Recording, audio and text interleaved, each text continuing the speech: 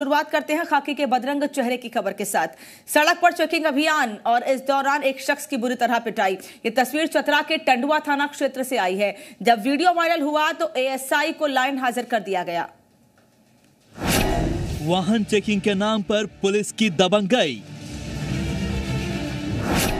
खाकी का बदरंग चेहरा। बाइक सवार पर बरसाए लात घूसे।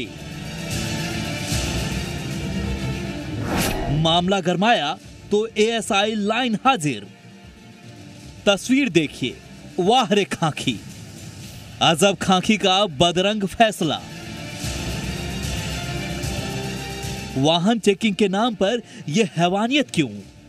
गौर से देखिए। चतरा के टंडवा थाना क्षेत्र के पास वाहन चेकिंग के दौरान एसआई ने कैसे एक युवक की बेरहमी से पिटाई कर दी।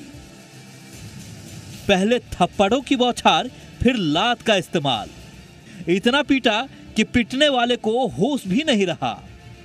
जब वीडियो वायरल हुआ, खाकी का बदरंग चेहरा सामने आया तो फिर वाहन चेकिंग के दौरान मारपीट करने वाले एएसआई को लाइन हाजिर कर दिया गया और एसपी ने एसडीपीओ टंडवा को जांच के आदेश दे दिए। लेकिन तस्वीर से यह बड़ा सवाल खड़ा हो गया कि कागजात नहीं है तो फिर फाइन क्यों नहीं किया गया? युवक को किस गुनाह की सजा मिली? यहां खाकी पहरेदार नहीं बल्कि हैवान ज्यादा नजर आ रहा है। संजीत मिश्रा, जी मीडिया, रांची। दुल्लू महतो पर #मीटू के आरोप के बाद इस मामले में गिरिडीह के सांसद रविंद्र पांडे भी फंस गए हैं। एक बीजेपी की एक महिला कार्यकर्ता ने उन पर आरोप लगाया है। पीड़ित का आरोप है कि मामले की शिकायत थाने में दर्ज की गई है। केस वापस लेने के लिए दबाव बनाया जा रहा है।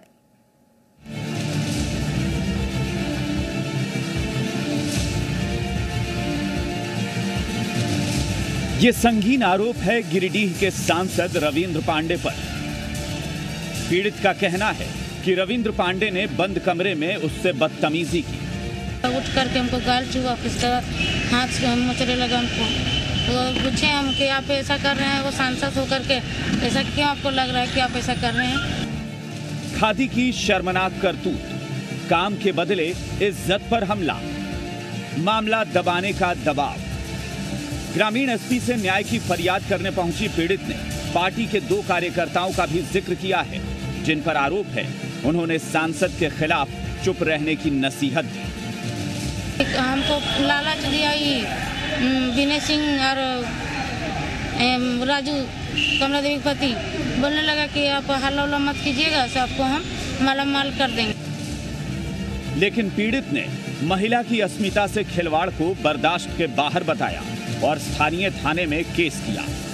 लेकिन अब केस वापस लेने का दबाव की खातिर पति की पिटाई। बहरहाल रविंद्र महतो से पहले ढुल्लू महतो के खिलाफ भी एक महिला ने मीटू का आरोप लगाते हुए आत्मदाह की चेतावनी दी थी। ऐसे में दोनों नेताओं की नैतिकता पर उठते सवाल के बीच पार्टी ने उनसे कारण बताने को कहा है। उधर ढुल्लू महतो ने कहा कि जनता उनके साथ है। ये प्रमाण है कि दामन साफ है। पार्टी के प्रति कोई असर नहीं पड़ रहा। पार्टी के प्रति अगर असर पड़ता तो हजारों हजार की संख्या में पूरे क्षेत्र में ढुल्लू महतो के साथ नहीं जुड़ता, पार्टी के साथ नहीं जुड़ता। गलत लोगों का प्रभाव, गलत लोगों को बहिष्कार करने के लिए इस तरह का आंदोलन हो रहा है। पार्टी नेता राधाकृष्ण किशोर की माने तो ऐसे में मीडिया में आई बातों से पहले कार्यकर्ताओं को पार्टी प्लेटफॉर्म पर बात रखनी चाहिए थी। किसी भी संगठन का कोई भी व्यक्ति अगर कोई बात मन में हो तो संगठन हमारा प्लेटफॉर्म है। जाहिर है दोनों नेताओं पर लगे आरोप के बाद पार्टी की छवि पर सवाल उठने लगे हैं। एक के बाद एक दोनों पर लगे मी टू के आरोप से बीजेपी पसोपेश में फंसती नजर आ रही है। धनबाद से नितेश के साथ ब्यूरो रिपोर्ट, जी मीडिया। जामताड़ा में विधायक इरफान अंसारी के खिलाफ बीजेपी नेताओं ने नारायणपुर थाने में लिखित आवेदन देकर एफआईआर दर्ज करने की मांग की है। दरअसल सोमवार को एक सड़क के शिलान्यास कार्यक्रम के दौरान विधायक इरफान अंसारी ने पीएम मोदी के लिए अपशब्द का इस्तेमाल किया था, जिसके बाद बीजेपी नेताओं ने आक्रोश जताया था। फिलहाल आवेदन पर थाना प्रभारी ने कार्रवाई का आश्वासन दिया है।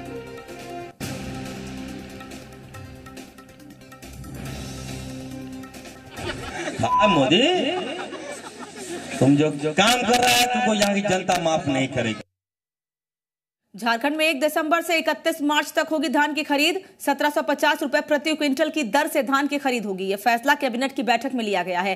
कैबिनेट ने इसके साथ ही 9 प्रस्तावों पर मुहर लगाई है। इनमें धान खरीद को लेकर जिले में कहां और कितने धान खरीद केंद्र खोलने हैं, इसका फैसला डीसी करेंगे। 4 लाख मीट्रिक टन धान खरीद का लक्ष्य राज्य सरकार ने रखा है। 1 से 2 हफ्ते में किसान को राशि का भुगतान किया जाएगा। राज्य सरकार धान खरीद में बोनस देने पर भी विचार कर रही है। इनके अलावा झारखंड राज्य खाद्य आयोग को सचिवालय का संलग्न कार्यालय घोषित किया गया है। डॉक्टर गुरुचरण सिंह सलूजा चिकित्सा पदाधिकारी रेफरल अस्पताल गढ़वा को सेवा से बर्खास्त करने की स्वीकृति दी गई है। मई 2013 से उनके गायब होने की शिकायत पर यह फैसला किया गया है।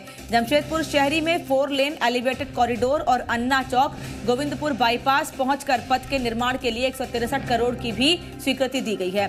प्राकृतिक आपदा से मौत के मामले में बिना एफआईआर और शव नहीं मिलने पर मुआवजा राशि के भुगतान से जुड़े नियम की भी स्वीकृति दी गई है। कैबिनेट ने झारखंड वनांचल आंदोलनकारी और जेपी आंदोलनकारी को चिन्हित करने के लिए गठित आयोग को 1 साल का अवधि विस्तार दिया है।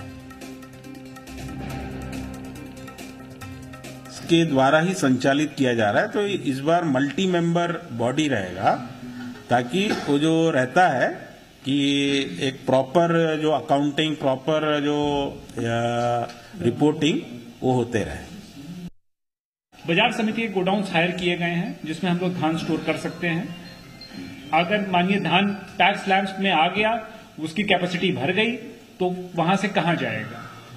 मिलर के पास नहीं जा पाया तो एक इंटरमीडिएट स्टोरेज पॉइंट होना चाहिए। This is being done on the model of food corporation of India. वो सारा धान अपने सेंटर से लेकर अपने यहां स्टोर करता है, उसके बाद अगेंस्ट सीएमआरओ देता है।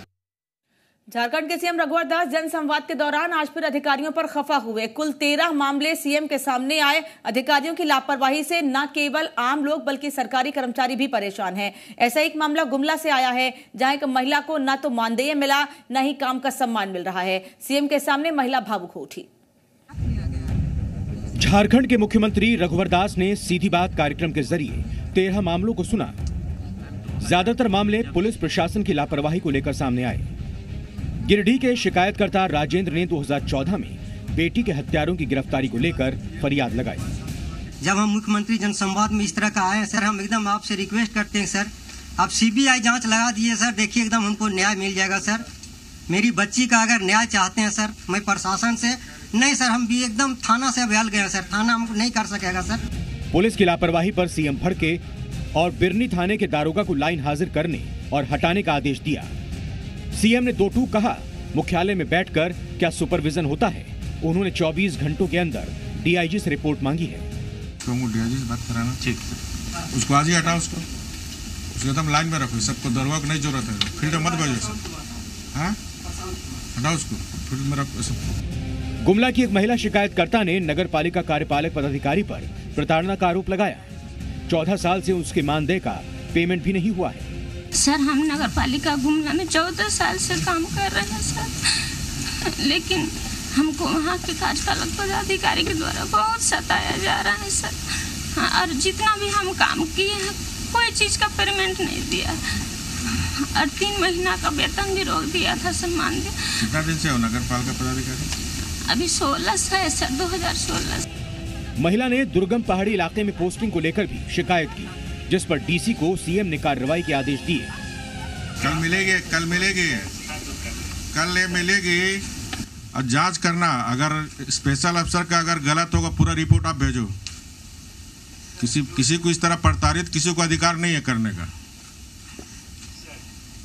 अब कल मिलो डीसी से, ठीक है, सारी बात बताओ, और इसका एकदम निष्पक्ष रूप से इसकी जांच करके रिपोर्ट आप भेजो 3 दिन के अंदर।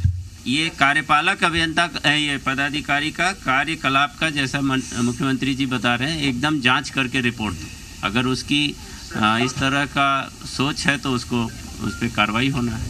गढ़वा के फ्लोराइड युक्त इलाके में टैंकर से पानी सप्लाई के बाद भी पेमेंट को लेकर आपदा प्रबंधन और पेयजल विभाग के बीच मामले के झूलने की शिकायत की गई। इस पर सीएम ने सिस्टम को दोषी करार देते हुए 6 दिन में पेमेंट का निर्देश दिया। हाँ, तो 1 सप्ताह में ना पूरा जितना, सुनो, 1 सप्ताह में जितना बकाया है वो विभाग को आप भेज दो, उतना अलॉटमेंट आपको मिल जाएगा ताकि उनको आप पेमेंट कर सको। ठीक है। इसके अलावा गढ़वा के शिकायतकर्ता ने 2014 में विधानसभा चुनाव के लिए जिला प्रशासन द्वारा गाड़ी लेने और अब तक भुगतान नहीं होने की शिकायत की। पलामू से 2014 में लक्ष्मी लाडली के लिए आवेदन पर अब तक कार्रवाई नहीं होने की शिकायत। रामगढ़ से 2017 में ही डेथ सर्टिफिकेट के लिए आवेदन के बाद भी कार्रवाई नहीं। इस पर तो सीएम बरस पड़े, कहा बहुत गलत है, छोटे छोटे काम के लिए हमारी जनता को दौड़ना पड़ता है और आप कानून बतियाते रहते हैं। ये सब केस का स्टडी नहीं करते आप लोग? जो पुराने केसेस हैं वो तो रिव्यू में आता होगा ना, 4-4 साल पुराने मामले। कुल 13 मामलों में दुमका में स्वास्थ्य उपकेंद्र का निर्माण कार्य अधूरा रहने का मामला, ठेकेदार पर कार्रवाई के साथ हेल्थ विभाग के निर्माण की स्कीम रद्द करने का निर्देश। बड़ा तालाब में हर हाल में 12 जनवरी तक विवेकानंद की प्रतिमा बनाने का निर्देश। सीएम की जनसंवाद की कार्रवाई से साफ है कि वो आम लोगों को न्याय और विकास के साथ कोई समझौता नहीं चाहते, लेकिन प्रशासनिक अधिकारियों की लापरवाही बेहद शर्मनाक है। चंदन, जी मीडिया, रांची। रांची में 29 और 30 नवंबर को होने वाले एग्रो समिट की तैयारियां पूरी हो चुकी हैं। सीएम ने भी इस कार्यक्रम की पूरी जानकारी ली और किसानों को विशेष ध्यान देने को कहा है। वहीं कृषि सचिव पूजा सिंघल ने इस समिट को झारखंड के किसानों को समर्पित बताया। Global agriculture and food summit के प्रचार प्रसार के लिए रांची जिले में रोड शो किया जाएगा। इस दिन नगर निगम क्षेत्र के अलावा सभी प्रखंडों में रोड शो का आयोजन होगा। 39 देशों की कृषि से जुड़ी कंपनियां समिट में हिस्सा लेंगी। इस आयोजन के माध्यम से किसानों की आमदनी बढ़ाने का प्रयास किया जाएगा। प्रशासनिक स्तर पर भी इस आयोजन की सारी तैयारियां पूरी कर ली गई हैं। एग्रीकल्चर फूड समिट में राज्य भर के जो भी आपके जिले से किसान आएंगे उनको भेजने की व्यवस्था पर पूरा फोकस रखें ताकि समय पर हमारे किसान इस एग्रीकल्चर फूड समिट में शामिल हो सके। सभी डीसी हमारे राज्य के जो अन्नदाता किसान हैं, जो अपने पेट भरने के साथ साथ खेती के माध्यम से पूरी राज्य की जनता का पेट भरने का काम करता है, उसका विशेष ध्यान रखें। क्या झारखंड के किसानों के लिए फोकस, झारखंड के किसानों के लिए समर्पित और झारखंड के किसानों के लिए डिज़ाइन किया गया ये पूरा हमारा समिट होगा। इसमें राज्य भर के 10,000 से ज़्यादा किसान भाग ले रहे हैं। पहले दिन लगभग 5,000 किसान और दूसरे दिन लगभग 5,000 किसान। हम लोगों का यह आयोजन होटवार में, खेलगांव में, हमारा जो टाना भगत स्टेडियम है उसमें होगा। Global food and agriculture summit का आयोजन हो रहा है, उसके लिए पुलिस एवं प्रशासनिक तैयारियां सभी पूर्ण हो चुकी हैं। इसमें हमारे पास जो लिमिटेड डिपार्टमेंटल एग्जामिनेशन से जो सब इंस्पेक्टर्स आए हैं सभी एग्जीबिशन एरियाज में और जो हमारे इनॉग्रल वेन्यू हैं सब में वो सुरक्षा में तैनात रहेंगे। झारखंड में पारा शिक्षकों का आंदोलन फिलहाल थम नहीं रहा है। मिशन 2019 की मोर्चा बंदी में जुटी बीजेपी इस आंदोलन से बैकफुट पर नजर आ रही है, क्योंकि पारा टीचरों की नाराजगी से वोट बैंक खिसकने का अब डर सामने खड़ा हो गया है। लिहाजा काम पर लौटने की अपील के बीच बीजेपी ने पारा टीचरों के सामने वापसी का नया फॉर्मूला रखा है। ये नरमी क्या कहलाती है? पैरा गरम से वोट बैंक खिसकने का डर, वापसी की शर्त का नया फॉर्मूला। झारखंड में पैरा टीचर्स के जारी आंदोलन से प्रदेश बीजेपी को अब अपना वोट बैंक खिसकने का डर सताने लगा है। लिहाजा पैरा टीचर्स के सामने वापसी का नया फॉर्मूला रखा गया है, जिसे मुख्यमंत्री रघुवर दास के साथ बातचीत के बाद तैयार किया गया है। 60 बरस उन्होंने मांग को रखा था, सरकार ने 60 बरस उनकी अधिकतम आयु, काम करने की आयु मान ली है। इसलिए मुझे लगता है कि यदि वापस लौट आएंगे तो और बाद बाकी जो डिमांड्स हैं निश्चित रूप से सरकार सुनेगी, मानेगी, ऐसा मुझे विश्वास है। गतिरोध को तोड़ने की पहल की गई है। पैरा टीचर्स की मांग पर स्थिति स्पष्ट कर दी गई है। बीएड वाले पैरा शिक्षकों के मानदेय में 20% की बढ़ोतरी, सामान्य पैरा शिक्षकों के मानदेय में 10% की बढ़ोतरी, पैरा शिक्षक कल्याण कोष को 5 करोड़ से बढ़ाकर 10 करोड़, 60 साल तक काम करने की छूट, शिक्षक नियुक्ति में 50% तक सीट आरक्षित, मातृत्व अवकाश और आकस्मिक अवकाश, पैरा शिक्षक नियमित नहीं किए जा सकते। समझौते की दिशा में आगे बढ़ना पड़ा क्योंकि राजनीति के मैदान में नफा नुकसान का आकलन करती बीजेपी के लिए कोई दूसरा विकल्प नहीं था। लिहाजा विपक्ष बीजेपी की नीति और नियत पर सवाल खड़े कर रहा है। पारा शिक्षकों की लड़ाई तेजी से चल रही है और उसमें कई अप्रिय घटनाएं भी हुई हैं, किंतु मेरा पारा शिक्षकों से अपील है कि वो अपने आंदोलन को वापस लें और अपना रुख विद्यालय की ओर करें। देखिए, सरकार गीदड़ भभकी दे रही थी पारा शिक्षकों को। पारा शिक्षक अपनी जायज मांगों को लेकर आंदोलनरत थे। तानाशाही रवैये वाली ये सरकार ने उन पर लाठी चलवाया, मुकदमे किए, जेल में डाला। लेकिन सच्चाई ये है कि उनकी मांगे जायज थी और उनकी मांगे जायज थी और उनके मांगों का समर्थन कांग्रेस का था। सरकार को झुकना ही था और मैं पारा शिक्षकों से आज भी कहूंगा कि धोखे में नहीं आई। आंदोलन की राह पर लगातार आगे बढ़ रहे राज्य के पैरा टीचर्स बीजेपी के शर्त को स्वीकार करते हैं कि नहीं, अब ये देखना दिलचस्प होगा। मदन सिंह, जी मीडिया, रांची। राजधानी रांची में आज सीपीआई ने रैली और आमसभा का आयोजन किया। बीजेपी भगाओ देश बचाओ रैली के साथ सीएनटी एसपीटी एक्ट समेत कई मुद्दों को लेकर इस रैली का आयोजन किया गया था। रैली में कांग्रेस अध्यक्ष डॉक्टर अजय कुमार सहित कई नेताओं ने शिरकत की। वो पूरी तरह से सरकारीकरण के विचार में हम लोग को लगता है कि निजी और सरकारी क्षेत्र दोनों का योगदान है देश में, लेकिन प्रगतिशील कानून मनरेगा हो, महिला के बराबरी का हक हो, मजदूर के कानून के लिए, तो लेफ्ट हो या कांग्रेस पार्टी हो या जितने भी लोग हैं उसमें ज्यादा अंतर नहीं है। जातिवाद के खिलाफ हो, जनता दल के साथी है, भारतीय कम्युनिस्ट पार्टी ने ये बिहार रैली रांची के मैदान में सबको संगठित होकर के ये बकाया है कि सबका साथ सबका विकास धोखा है। झारखंड के अंदर लोकतंत्र को बचाने के लिए धर्मनिरपेक्ष लोकतांत्रिक आदिवासियों, मजदूरों, किसानों, दलितों, वंचितों के मजदूरों के लोग इकट्ठा होकर के सबके संयुक्त संघर्ष से बीजेपी और आरएसएस को उखाड़ फेंकने का निर्णय लिया। माही यानी इंडिया की क्रिकेट टीम के पूर्व कप्तान महेंद्र सिंह धोनी इन दिनों रांची में है। इस दौरान आज वो अपने होम टाउन में टेनिस खेलते नजर आए। उनके साथ खेलने वाले खिलाड़ी बेहद उत्साहित नजर आए। जेएससीए स्टेडियम में उनके अंदाज को लोगों ने करीब से महसूस किया। इस दौरान माही ने बाइक की सवारी भी की।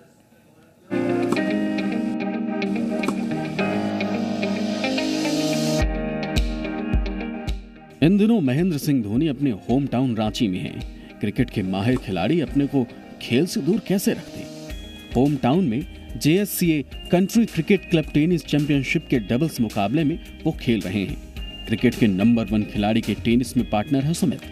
उनके साथ से जीत भी दर्ज की। 6-1-6 लव जीते हैं मैचेस एंड वो बहुत अच्छा खेले एज अ टीम मेंबर, बहुत अच्छा साथ दिए हैं डबल्स में एंड काफ़ी अच्छा उनका वॉली काफ़ी अच्छा है, बहुत क्विक है। जो मैंने 6-3, 6-2 जीता है आईजी सर के साथ। It was a good match, अच्छा लगा। मेरा फर्स्ट टूर्नामेंट है तो काफ़ी अच्छा लगा। सुमित उनके टेनिस के अंदाज से बेहद रोमांचित दिखे। जिस तरह वो क्रिकेट खेलते हुए सीधा वो टेनिस भी खेल रहे थे, तो काफ़ी अच्छा लगा। काफ़ी बहुत कुछ सीखने को भी मिला उनसे कि कैसे मतलब खेला जाता है इन प्रेशर। खेल की बात करें तो धोनी ऑल इन वन है। कबड्डी का दाव हो, रेसिंग की दौड़ हो, हर खेल का हुनर उन्हें आता है और उनका हुनर ही उनका चलता है। और जानकारी का कहना ही क्या, कुछ दिनों पहले बेटी जीवा के साथ इनका भोजपुरिया अंदाज भी दिखा।